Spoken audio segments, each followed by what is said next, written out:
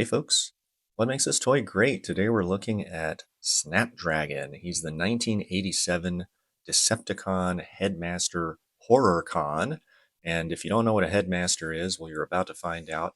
So with this series, there was a little buddy transformer that turned into the head of the toy, and when you stuck it into the body, a strength, speed, and intelligence meter would populate on their chest, as you see right here. And this one's pretty cool.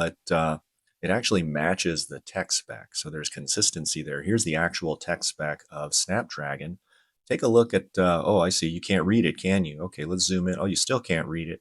Well, we should probably decode it using a tech spec decoder. There we go. Now focus in on the strength. That's the highest one. And then intelligence and speed, you see, are pretty high, but about similar. And then when we go back to the chest of the robot, you see strength is indeed still the highest one, and speed and intelligence are high, but pretty similar. So it's consistent even if they're in a different order. I think that's a nice little touch. And here's the headmaster partner. His name is Krunk. And as we transform him, you'll see that he's got these sharp ridges on his arms and his legs, which we'll discuss in a moment. And zooming in a little bit, he's got some pretty good face and chest detail, including that visor.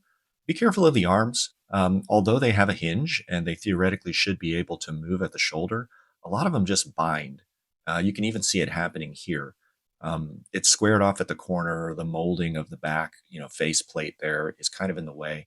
And that's probably the biggest thing you see with headmasters out there when they're in the wild is they're missing an arm. So I wouldn't force that. Snapdragon has a beautiful jet mode, largely because the entire front half of the fuselage folds up onto his back when he's a robot. And watch out for these vertical turquoise tail fins. Those are the parts that you're going to be hunting for if you try to complete one, because they do detach and get lost. There are also some purple guns, but we think of those as an accessory, whereas the tail fins feel a little bit more like they're part of the toy. So you see that reflected in the values out there.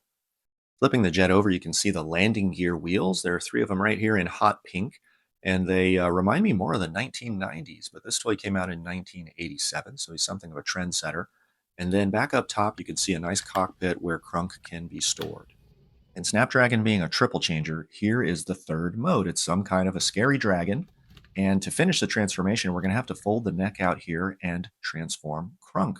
And that is what makes this toy great. So this triple changer toy has a headmaster who is also a triple changer. In addition to his robot mode, his robot head mode, he also has the dragon head mode. And the way his legs fold up during transformation, and the reason for those ridges along his arms and his legs, is because that hinge becomes a perfect mouth. Now, having a triple changing headmaster was pretty unusual, but there is another. Back in 1987, there was another Decepticon Headmaster Horrorcon that was released, and that was Apeface with his partner Spasma. And Spasma was a robot, the robot's head, and also the ape's head or face.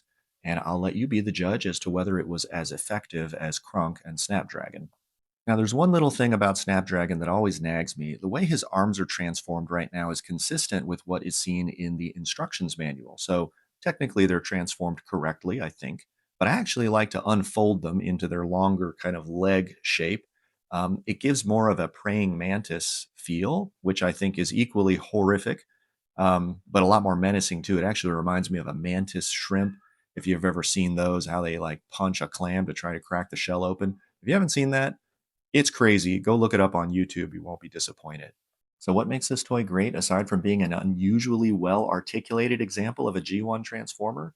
Well, he's a triple changer whose headmaster is also a triple changer, which is a pretty rare sight.